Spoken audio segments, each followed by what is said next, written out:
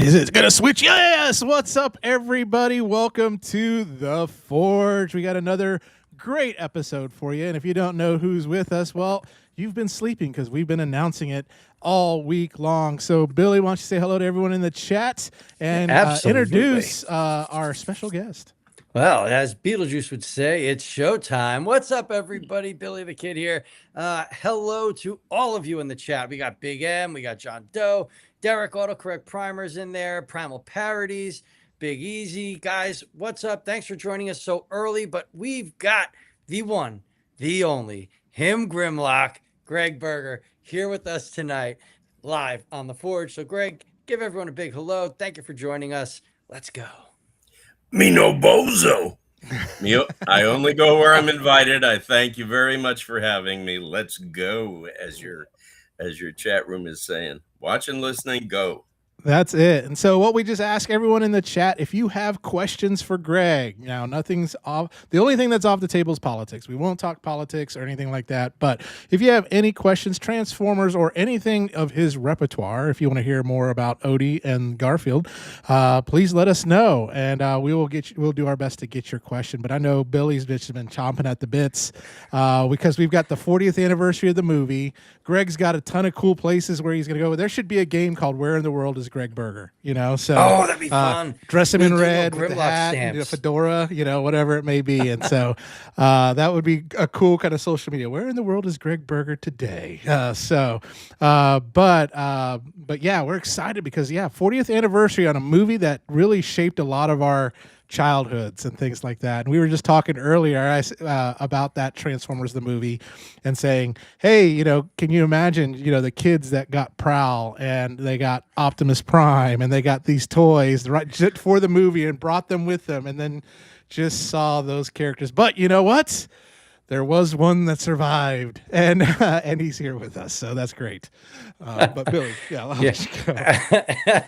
Absolutely. Me love Cubs war stories. You live in one of them now, trust me.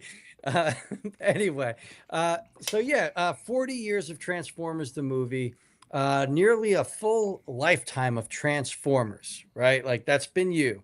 Transformers, Garfield, G.I. Joe. One of my favorite movies of all time, Attack of the Killer Tomatoes. Talked about that a little earlier.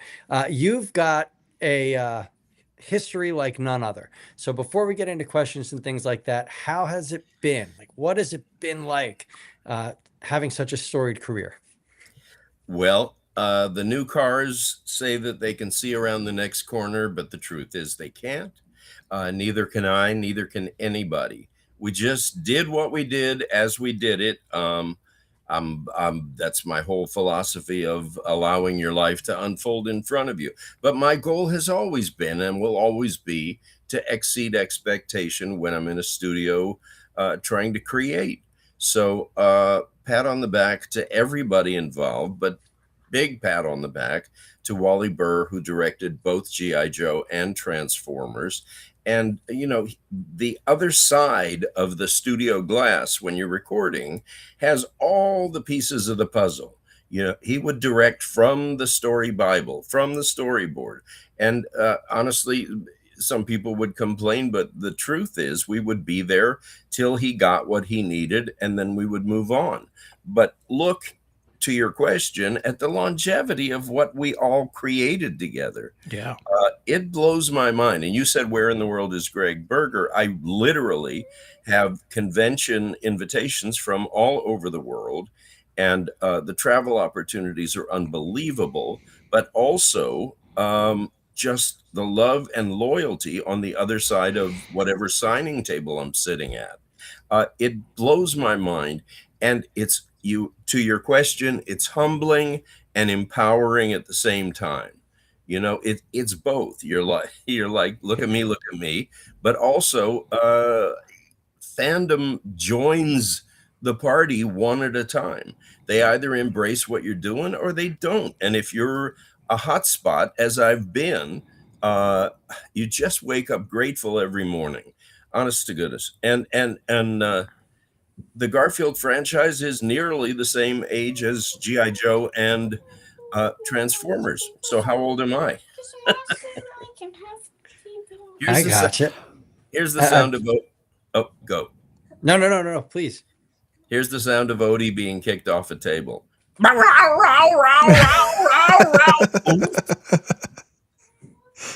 That Sounds is almost like my great. basset hound. So that's awesome. Jimmy found the inspiration. That's so it. one of my good friends. I'm actually going to ask the first question from people from one of my good friends. Oh, cool. I spoke to you earlier about my friend that I was in a band with the record collection, all that fun stuff. He's dying to know. Do you have any classic stories in regards to your time with Chris Latta? He was a huge Chris Latta fan, and wants to know, do you have any like stories that you can share? Well, you have very good taste in actors and in talent. Chris and I were friends, but I won't say that Chris was friendly with most people. He sort of tested people. For those who don't know or don't know well enough, Chris Latta was a creative dynamo. And if he didn't have creative outlets for all of that energy, he would sort of get himself into various what are they called, conundrums. But I passed the test. I mean, I'm not the biggest in the room or the smartest in the room or the strongest in the room, but I look people in the eye, I shake their hand and mean it. And somehow he let me in the club. So we were very good buds. If he needed a ride, I would take him. He was one of those people who, in a big room full of people, he was as big or bigger than the room, but he would shrink his personality down to the size of the space he was in. So we were pals, you know. He would quickly get down to being just a guy.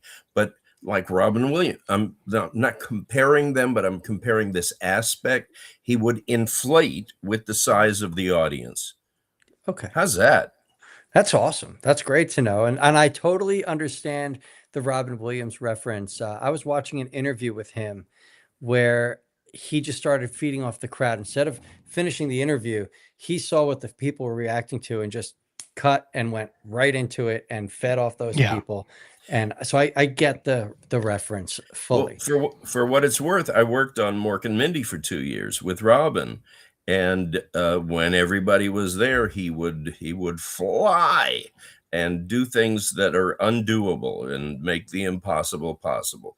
If I was there first in the morning, and that happened often, he would just say, "Oh, good morning, sir." Ooh, and he would almost get small until there was someone else there, and then you could see this Yeah. thing inflate. Um, it's comedic genius, is what it is. Yeah.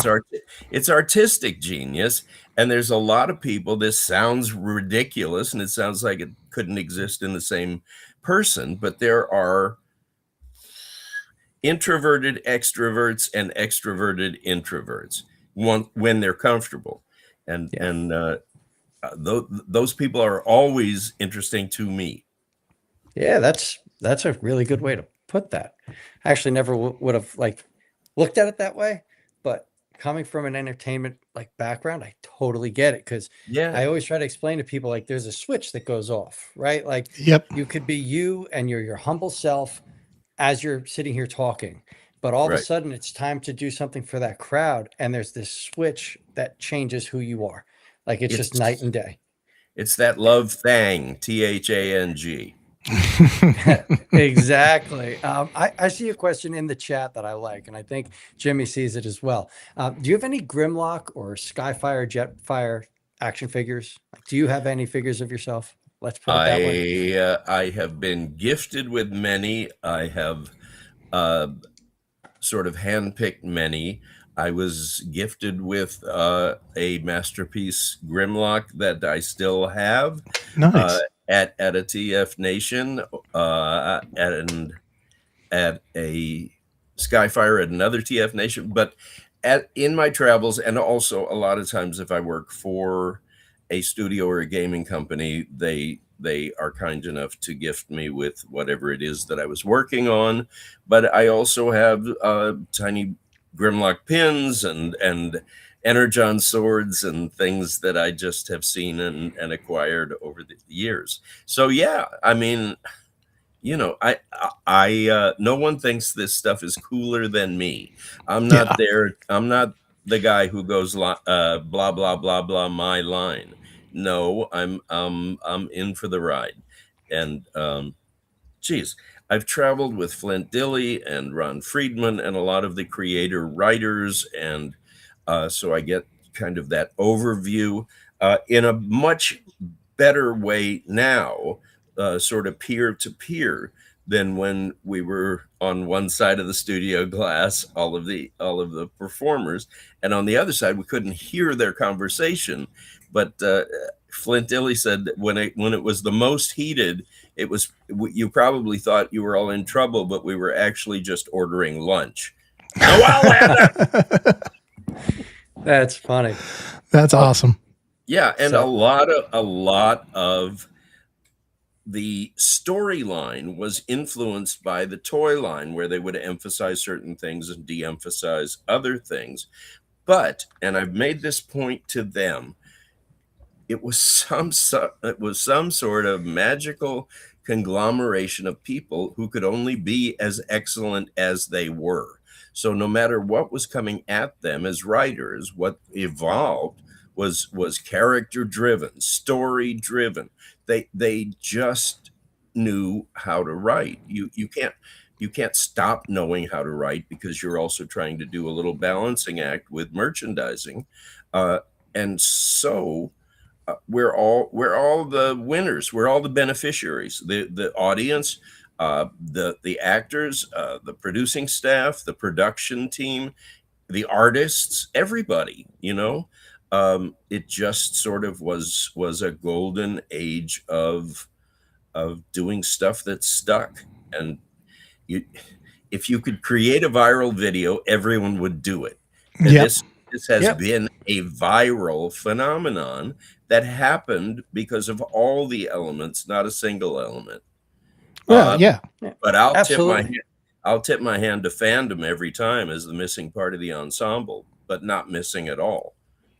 Yeah, absolutely. I mean, I think about, there are toy lines that have come and gone. That, when you look at '80s, which was the golden age of toys, but you look at the ones that have kind of just still are here: GI Joe, Transformers, Masters of the Universe, all of Yeah. these ones. But it's because, like you said, the fandom is the key to that. Like I said, it blows my mind in the best possible way. Nice, nice. Now, before we get on to the next question, I do have a question about maybe all the gifts and souvenirs or things you've picked up. What's the most unique one you've got that you kind of go, man, that was really, really cool? I'm the voice of the RoboSen Grimlock auto transforming robot. Nice. It's a robot with 32 seamless servo motors.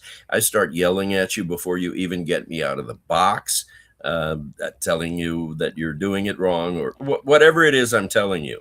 But I do have one of those, which I treasure, and it makes a really good brag at parties. That's it. I That's love it. You could that. talk. You That's could so talk to cool. yourself too, as well. It's really great. Yeah, well, yeah. So, I'm going to ask a quick question Okay. before I go to the chat. I'm so sorry because I That's know where you're okay. going, and I do like the question that you're going to pull up. But you brought up Transformers and these other shows being what they are due to the interaction between the voice actors and the writers and the directors and everybody. We recently had Don Glut on our show. Sure. He was one of the Gen 1 writers. Did you have like a extensive history with Don? Yeah, I'm trying to figure out how I want to phrase this, but he was obviously part of the magic. What was it like working with Don? Let's word it like that. He was early on, and full disclosure, I don't think we were ever in the booth at the same time. Okay. Dinobots hadn't made their appearance in the early episodes, which is why on that 40th anniversary release they had me narrate because Grimlock hadn't entered the story yet. Correct. Nor had Long Haul, nor had Skyfire. We And got it. I don't think I could be correctable, but I don't think Don and I ever were in the booth at the same time. We attended some Hasbro events together. I certainly have met him and enjoyed his company. Absolutely. Okay, cool. Very cool. I only asked because Don is a dinosaur aficionado, works in paleontology and things like that. And he was saying that he wrote Desertion of the Dinobots, SOS Dinobots. Like there were a couple episodes that he wrote, and I thought maybe he would have been jumping in there. But Autocorrect Primer is another guest that we have on, or he's a friend of ours. How did you look at Grimlock and give him the voice you gave him? Where did that come from? First, back to Don Glut. There was every possibility in those days that the writer was in the room, but not necessarily on mic or talking to us on the other side. So, if I had his words, that's only beautiful. But it's kind of a longer story. We've got all the time in the world. Well, I was doing a show called The Littles for Wally, and he kind of thought he understood where I fit in and what box to put me in. He saw me on stage in a show and said, he said, I'm blown away. He said, I have two enormous projects coming up, Transformers and G.I. Joe, and I'm now going to think of you for everything, which he did. But I don't know if you've had any guests on who explained his process of auditioning, which gives so much just trust to the actors. He had long 8-foot tables in the casting room, and they were filled with script sides.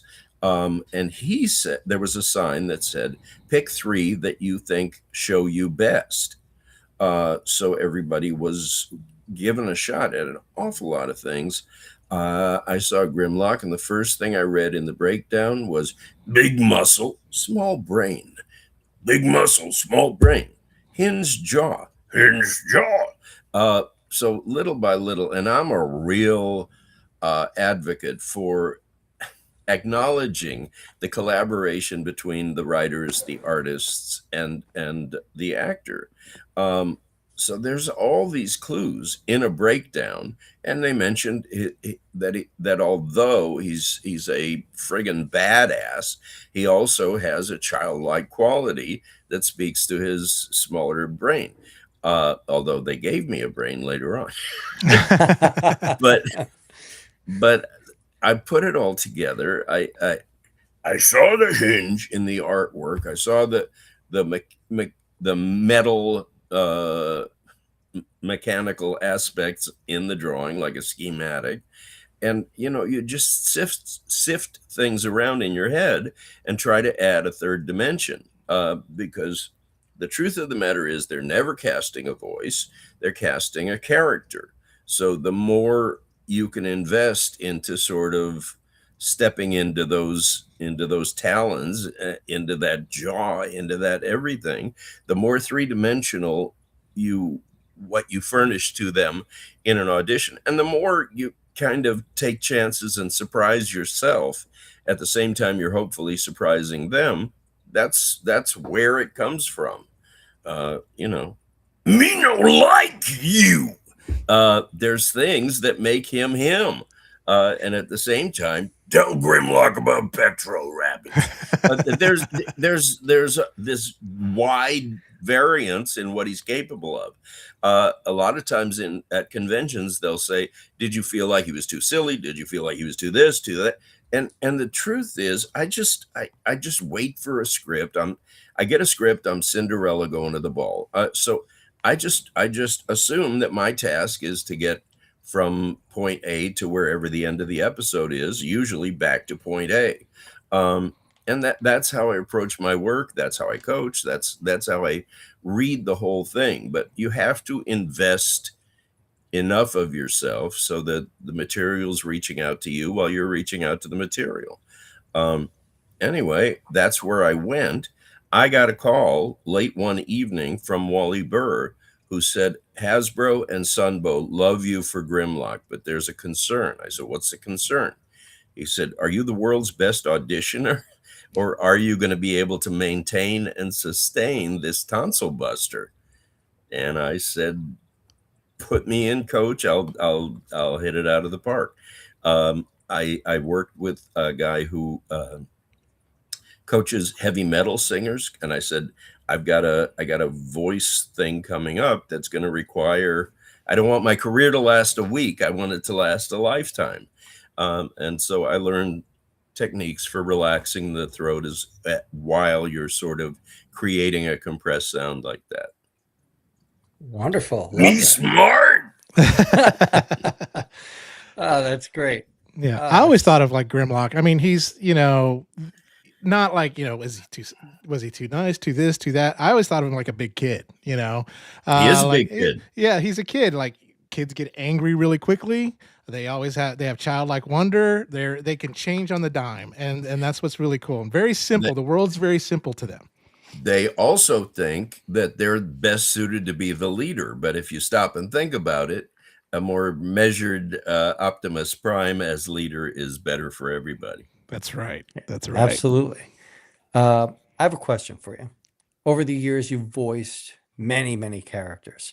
Grimlock stands out, Odie stands out, Skyfire stands out.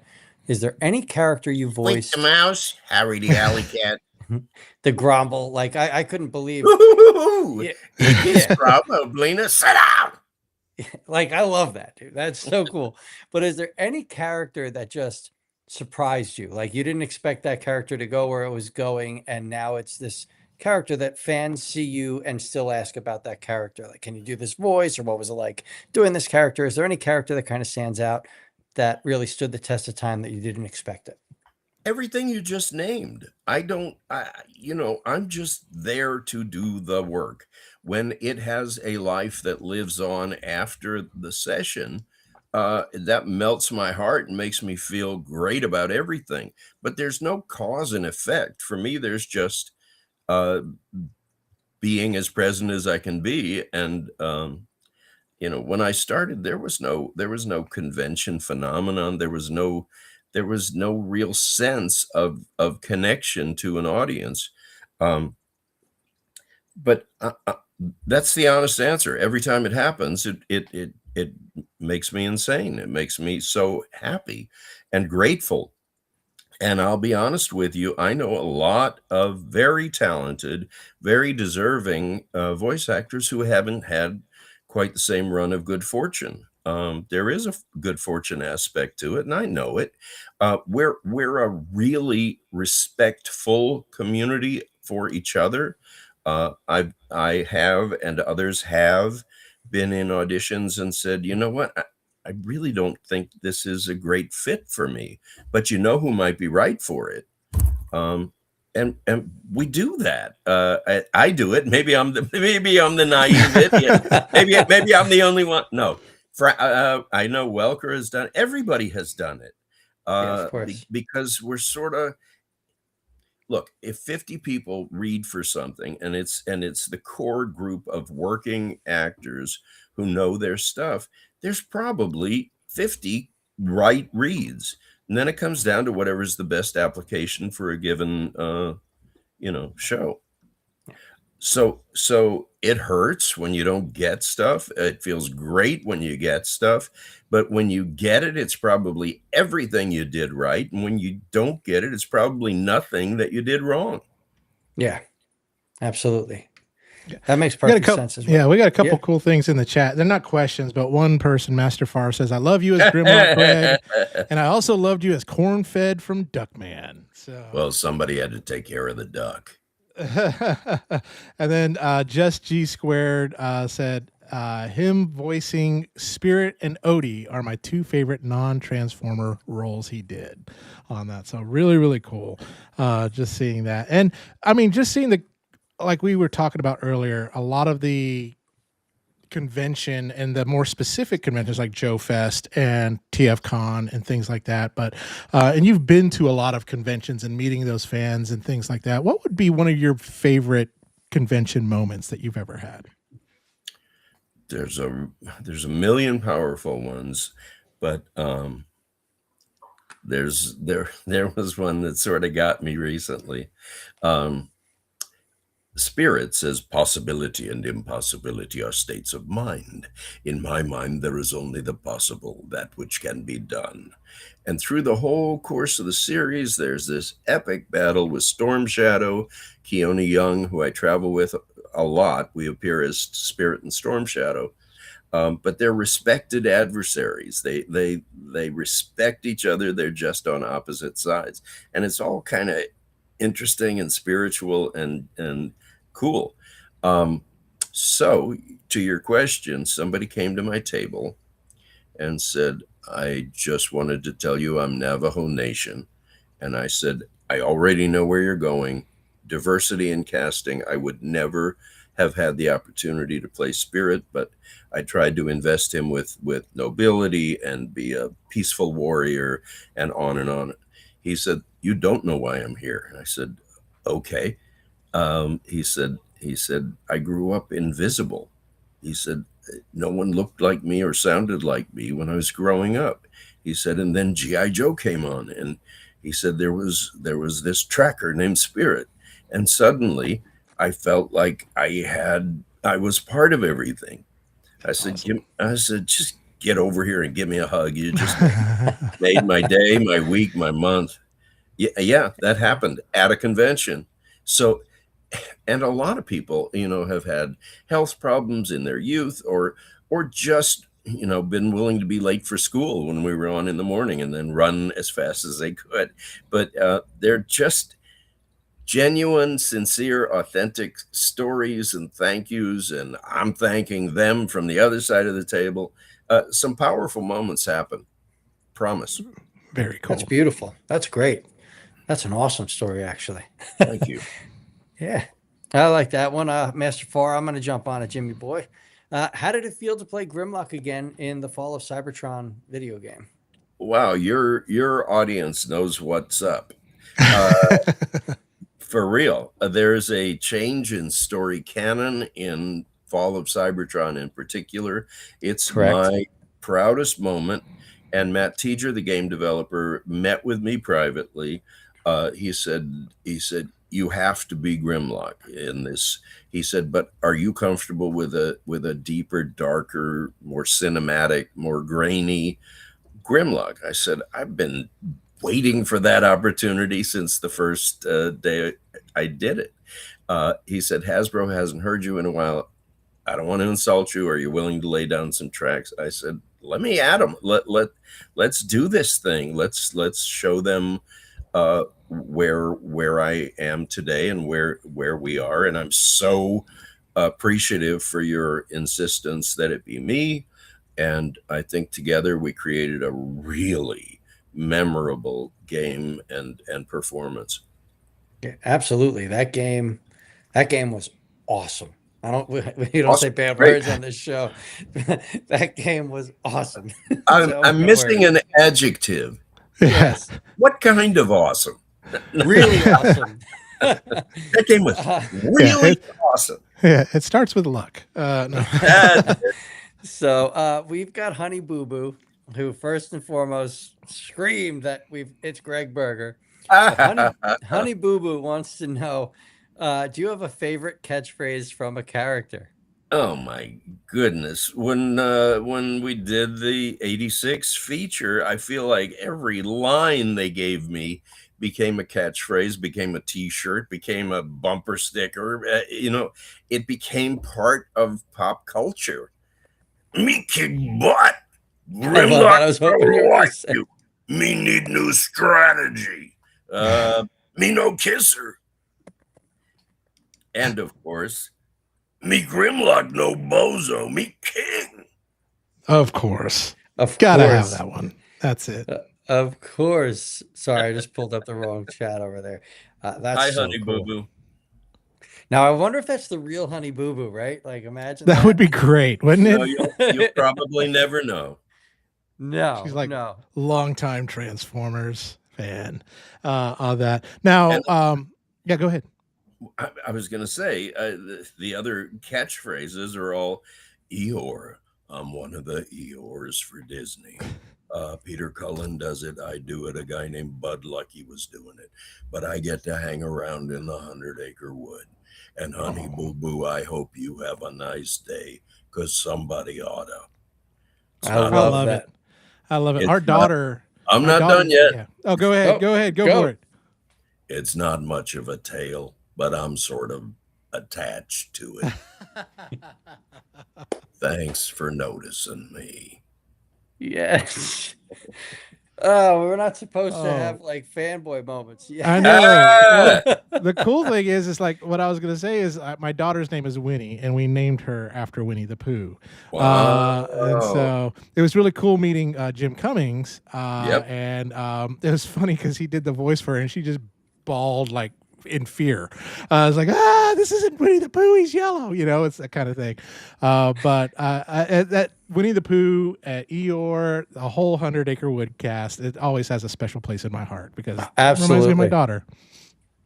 If you see any thistles, I like thistles. I I love just it. did I just did two back-to-back conventions in Australia with Jim. So we were there for a total of 2 weeks. It was fantastic. That's awesome.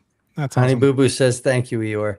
I love Australia. My wife's family's from Australia, so that's good. That's good people out there. Have to give the Totally. shout out. Very cool.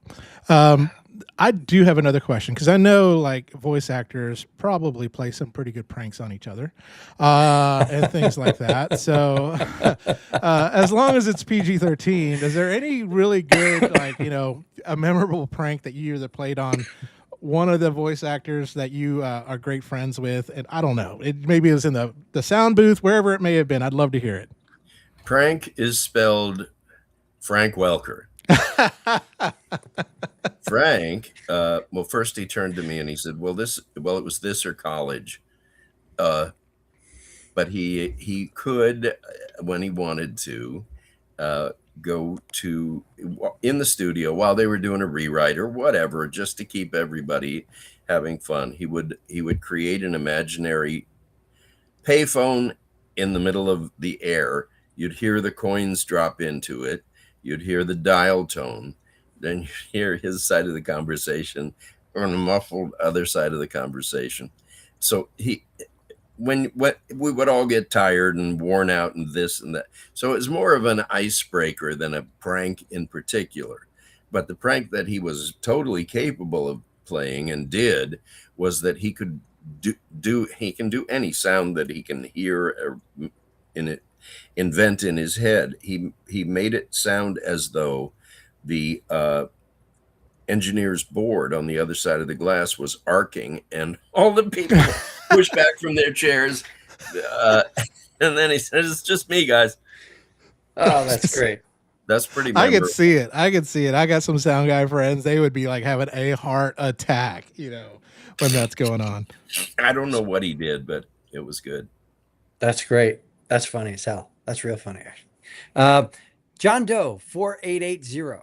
How did you get the role of Skyfire, Jetfire? And what name came first, Skyfire or Jetfire? I Ooh, so he's told, giving you some trivia. Yeah.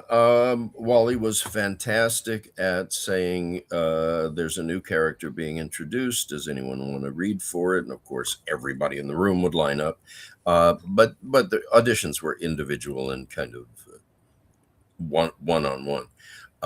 Skyfire came first. Skyfire is the most conflicted of the Transformers.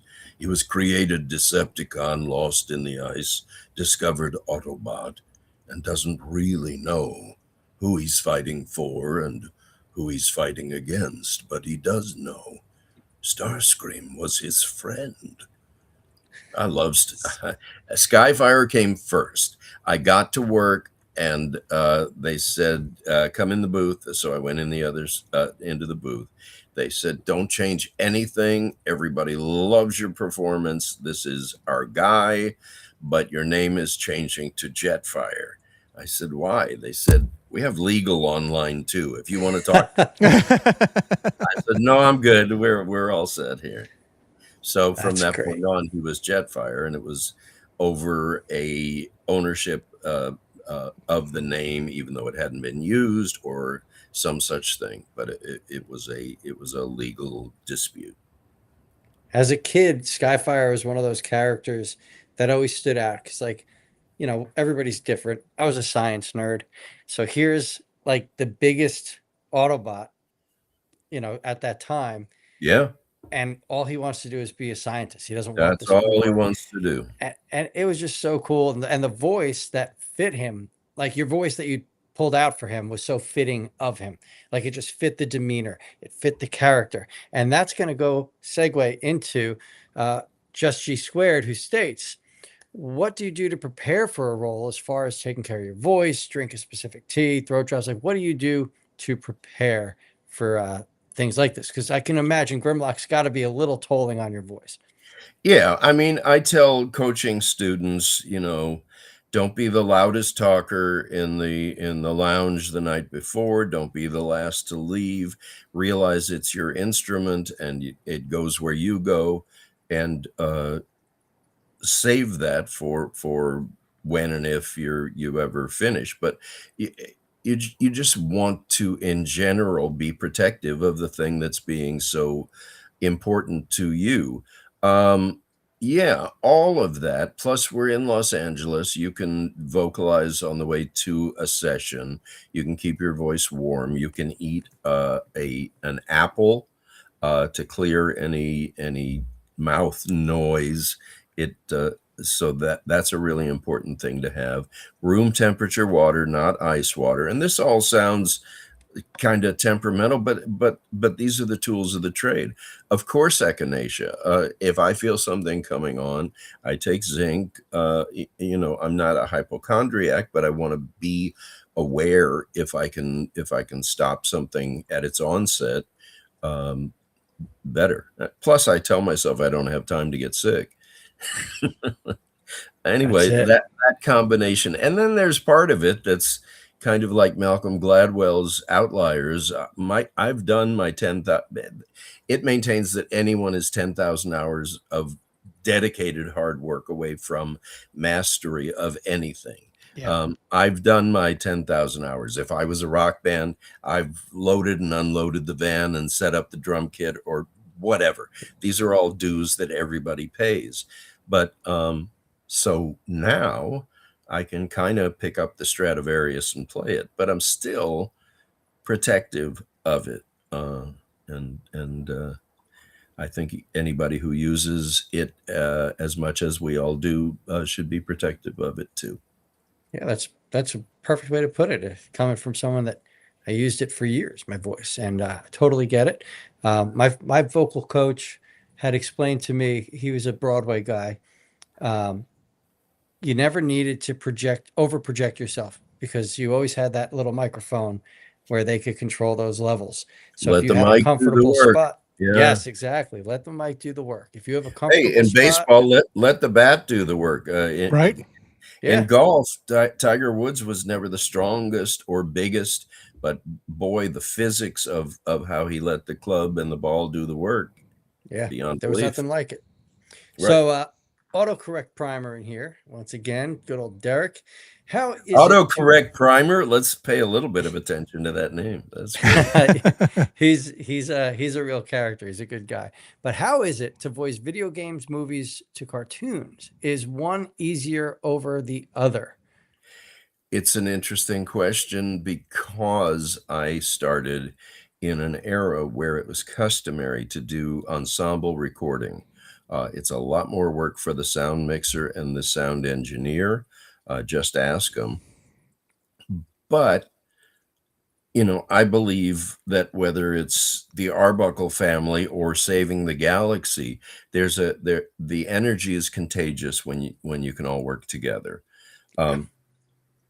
Video games almost customarily, although there's a few exceptions, are done isolated in the booth where you're just because interactive gaming has, by definition, a nearly infinite number of reactions, player driven to any situation. You have to record pages and pages and pages and pages of options to any situation. It wouldn't work ensemble. So the relationship and whatever energy is contagious is between you and the director. And the director's getting notes from the game developer, who's the guy in the corner who looks like he hasn't slept in 5 years because he hasn't. And it's just more like, and you're either you find out quickly whether you're good at it or not good at it. It's technical performance. So it's kind of like doing jigsaw puzzles. You're adding a layer to the layers that, when they're put together, become the game. This all sounds more complicated than it is for the actor. I mean, you just come in, but you have pages and pages and pages of prompts, and often there's so much material that if you have a good relationship with the director and he knows your capability, you kind of just continue reading each line 3 ways, try and vary it until they say, hold on, we've got a problem with that. But I've gone many pages without anything except seeing them sort of circling or checking or whatever, and knowing that it's covered. So it's kind of like channeling this cold read, and just because the director has communicated to you exactly what the parameters of the character are. It's technical performance, and for a lot of people, that's not organic, and they find that they're not terribly good at it. For those who are terribly good at it, it's a very strange, wonderful experience. And then when you hear the other layers, you hear the other things all added on. It's fantastic, but it's not organic in the way that other performance might feel organic. You have to be conscious of time. You have to be conscious of like 15 different things. Plus, in games, you have to most characters that I play have to die 15 different ways or 20 different ways. So you're going through, now you're falling off a cliff. Now you're falling off a cliff on fire. Now, as you're falling off the cliff, they're shooting you with arrows. Oh, they're fire arrows. And that, so there's this, it's interactive. So of course it's going to have all of these layers of prompts because it's going to be ultimately player driven. Anyway, that's that. But as far as the difference between movies and TV is fantastic and getting paid to play, and you have 22 minutes usually to accomplish beginning, middle, and end of a story. If something's not story driven, I couldn't care less. If I don't care about the characters, I don't care about what happens to them. But when an animated television show becomes an animated feature, every aspect about it has to literally get bigger for the big screen. The stakes have to be higher. The intensity has to be bigger. Things have to happen that make it big screen entertainment rather than small screen entertainment. How's that? That's good. That's good. That's real good. So before we go on, there's still questions, but like I feel, and maybe it's me, I'm sure Jimmy might, but I can feel or hear the difference in a show or any animated feature when the actors are working together in the room, Yep. and when they're doing the solo recordings. Like there's just a layer of energy and that organic, I don't know, force that just is just incredible. And you can feel it in episodes. And I'm going to change it over to another show, but like, let's say you brought up Frank Welker, like the real Ghostbusters, right? He plays Slimer, he plays Ray. Like you can feel just that wonkiness. Like it just shoots right through that. I don't believe you can feel when you watch a production where everybody's in an individual booth. Because how can you react to somebody as zany as that if you're Right. not there in the moment? The wonkiness you're talking about is just sort of tickling each other while you're in the booth together. Correct. I mean, it's a little bit showing off, but it's a little bit just sort of bonding, Yeah. in real time, in character. And the organic, I don't know, should be a punk band. Oh, I love that. It's just sort of the organic. I don't know. That's That's it. a great. Said. That is great. So we have I don't know if you've done a show yet with Razzle Kane. Razzle Kane does a voice actor spotlight. Of course. Raz is incredible. He says I could listen to Greg read a cereal box. I want to know, he wants to know why are voice actors Monosodium. the happiest? Don't do that. Corn syrup. High fructose corn syrup. I want to know why voice actors are the happiest actors. What are their secrets?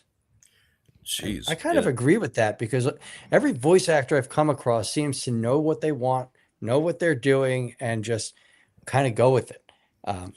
So yeah, in a why are you nutshell, guys?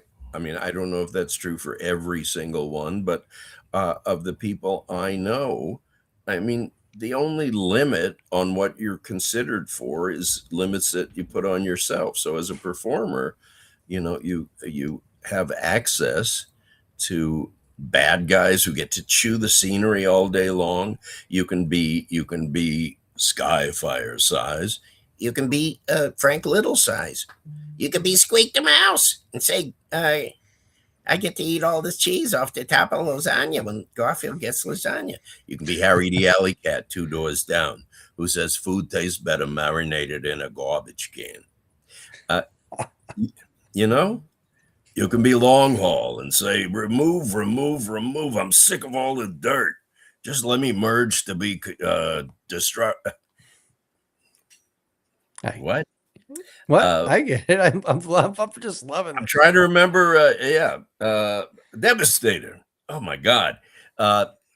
Brain something. Let's merge to be Devastator already. I'm just flipping it all around. I love it. I love it. It's a gift that you're even doing this with us. Like, I love it. There is another person in here that asked two questions, one after the other. So I'm going to ask both questions just because they're Transformers related. And that is Tiresome Rhinox wants to know, how do you feel about that one episode where they made Grimlock smart? And then he wants to know, what's your favorite line as Longhaul? Okay. I think everybody in this format knows that there's an arc called Grimlock's New Brain. They give Grimlock a brain, which he gives to Computron, and the Technobots arrive.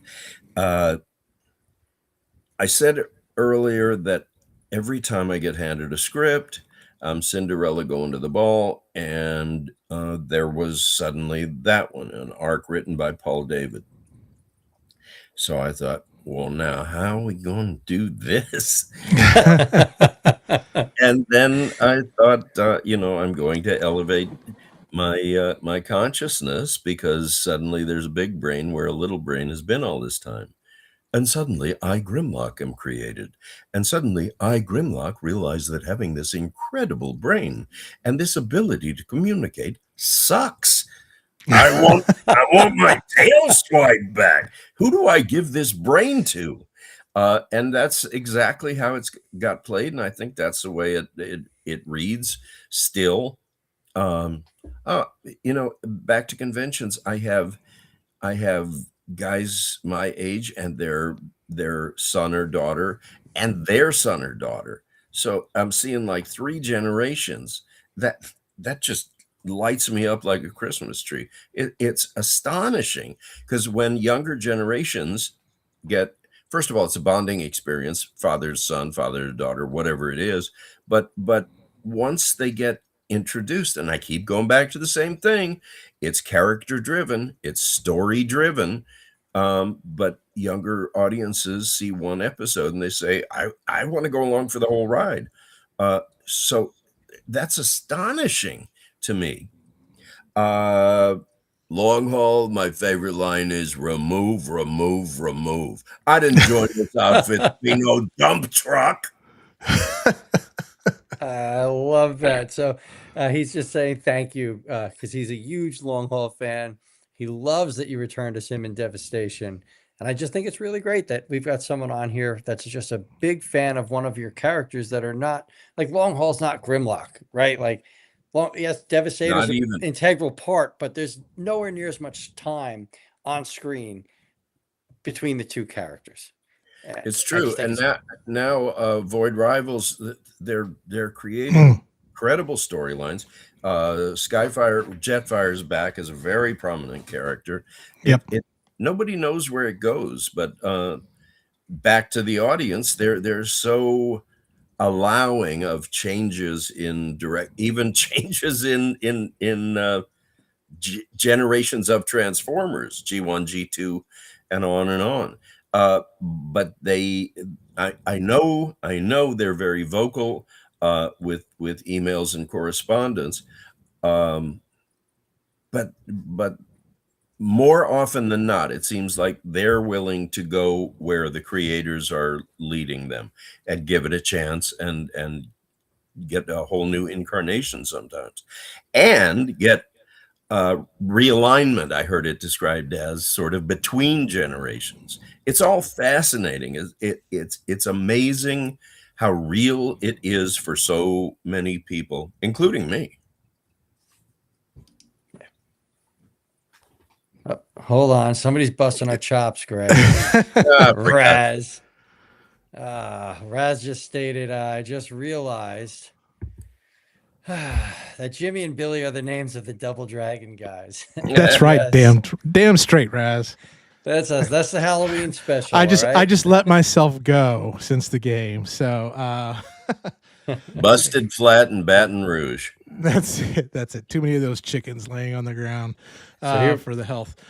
Come back as Jetfire in the Skybound animated series if they're actually going to make it. Now, I do know they are doing Keep an those animated cards series, and emails coming in. But That's yeah, it. is there someone we need to reach out to and say we need Greg in this series? Damn it! I think we're don't past 10 have o'clock. it, but I think it's a Google away to find out how you would contact them. We're definitely going to have to do that. We've got a really great guest here that's saying hello. We've got Ben Yee. I'm sure Greg has met Ben Yee once or twice. Many times. Everywhere I go, there he is. Yeah, Ben is a wonderful human being. Love good him. friend of mine. Ben is saying hello. So everybody, hi, Ben. And then Primal Cheers. Parodies. I don't know if you know. Do you know Candace? She works with Gary Chalk. Oh, Candace Santora, yeah. Yeah. She just wants to I say see hi. everybody. I know everyone. She said it was lovely to see you in LA, albeit briefly. So yeah, that's great. And then Right there's been a back lot at of you. people. Same. There's been a lot of people thanking you for answering their questions tonight and for doing these voices and all that fun stuff. So there's a lot of appreciation in the room for you, Hey, especially I love Jimmy it. and myself. Right back Yeah. at you, everybody. Now, Thank you so much. I know Candace, you've got thank to. you for Yeah, the go ahead. Greggles. I know you've got a busy schedule. So what's on the docket for you this year? Where are you going to be? What's going on? I know TFCon Orlando. Can't wait to see you there. Correct. That was just announced. I have had a very exciting year already. Like I said, I finished last year in Australia. I will be leaving Tuesday for Copenhagen, and then if ultimately Nice. Lund, Sweden, where the Nordic Transformers Con, RetCon, is happening on the 24th and 25th. I'm Very cool. really excited about it. It's actually only about an hour from Copenhagen across the border into Sweden, and it's an 11th century town. I can hardly wait. Yeah, And that's cool. then that's on the 24th and 25th. And then I have a stopover and some theater tickets in London on the way back. I'm spending 3 days, but on the 28th of April, I'm going to be a special guest at the world's first Transformers store in Battersea Yeah. Power Station. And they have an area for meet and greet and signings. And so I'll be appearing there from 5 to 8 on the 28th of April. So this timing is very good. I'm about to hit the international road. I love that. Yeah, and like you said, TFCon is announced now for Orlando in November. I'm doing some Joe shows. I don't have exact dates. I usually do San Diego Comic-Con every July. I'm pretty sure I'm doing that. I sit on the Cartoon Voices panel, or I a lot of times they don't want people there consecutive years, but I've been in many, many, many over the past many years. And that is like the ego bath of ego baths.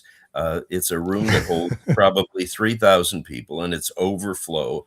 They all tend to know more about us than we know about ourselves. And it's just a very, very positive room. But so many of the convention panel rooms are positive rooms. Most of the questions are really well meant from interested parties. I just love it. But I'm also doing projects in LA. If Transformers or Garfield call, I jump.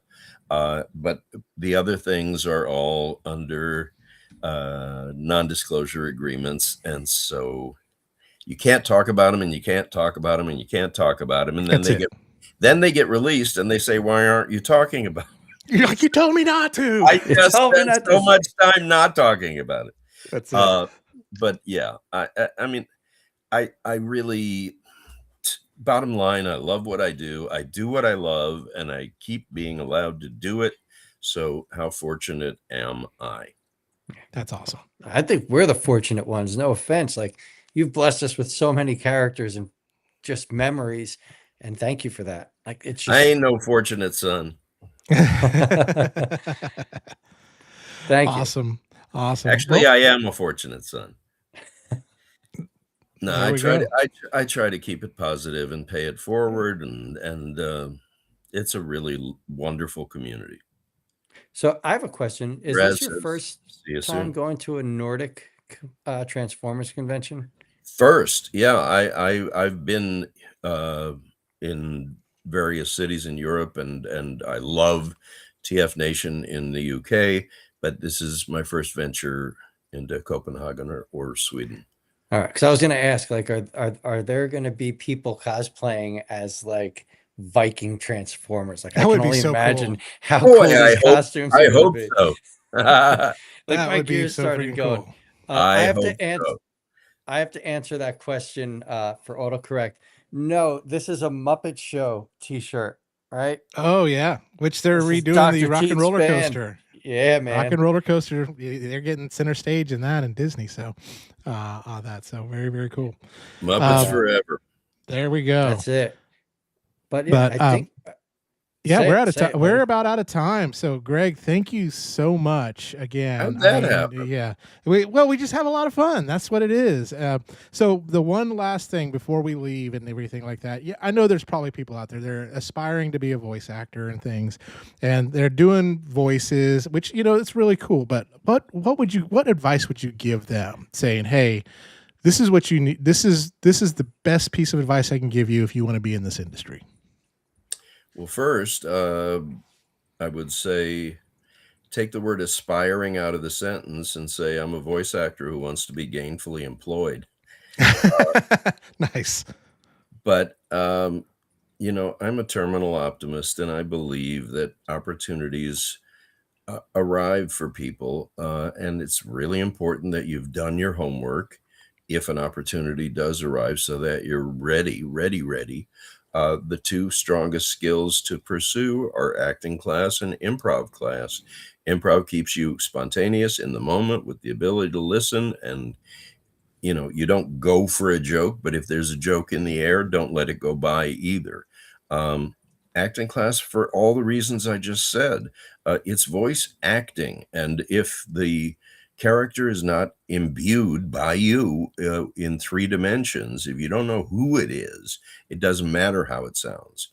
If you do know who it is, the voice will ring true. You'll never forget it because you've created a 3-dimensional character. Even if it's a dog with hopes and dreams and fears and secrets. I love that. That's a really good way to put it. I do want to add to that question though. Just because we live in a digital world now, right? Everything's online. There are people out there that are trying to just use, let's call it TikTok or YouTube as their venue to get their talents out. Is there anything they can do to go beyond that? I understand they have to do their homework. I get that. But maybe some people don't know where to go beyond social media or things like that.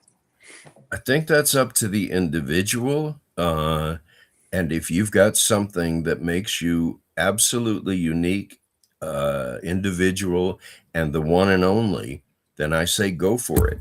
I grieve for a generation that is so digital. I said this way early on, that you can't look somebody in the eye and shake their hand and let them know you're confident about what you're doing and what a asset you are to their enterprise and how valuable you are. You can't do that digitally. And I would also say, there's probably 500 people lined up at the front door. So try sneaking in the attic or crawling in the side window. That's cryptic. I mean, but it's the truth. Figure out something, and I don't know how, but maybe you do, that separates you from the crowd. Don't make your demo sound like the demo in front of it and behind it. Right away, figure out something that defines you as weird or interesting or reliable or conservative or not conservative. Whatever it is, let them hear something that doesn't blend in the first 15 seconds, because you have no guarantee that they're going to listen beyond that. If you want to be in the chorus, make sure you blend. If you want to step out front and be featured, make sure you don't blend. Perfect. I love that. That's a great way to put that. So yeah, thank you so much for joining us. Is there anywhere that, the watchers, the viewers, the fans, whatever, where they can go to see what you're up to? I understand you said, hey, these are the shows I'm going to be at, but is there anywhere they can go to follow you and find out where else they can find you? Website is greggberger.net. Facebook is /Gregg Berger, GreggBerger. And Instagram, because somebody took every Gregg Berger name, is at Greggo Bergero. Greggo Bergero. So stupid, but that's where I am. Awesome. All right. Well, listen, well, we kind of the way we end this is I don't have an outro video. We kind of naked gun it. So we just kind of freeze and kind of give the old wave until it says end stream. So thank you again, Gregg. Thank you for everybody in the chat. Y'all have been awesome. Tune in next week. Same bat time, same bat channel. We have a guest coming. I don't remember who it is. Is it Raz? Is Raz next week? I think next week's autocorrect. Autocorrect. Okay. Got to check my planner. We don't know. Hey, this is improvised jazz. We can make it all happen. But thank you so much, and audience, and we'll see y'all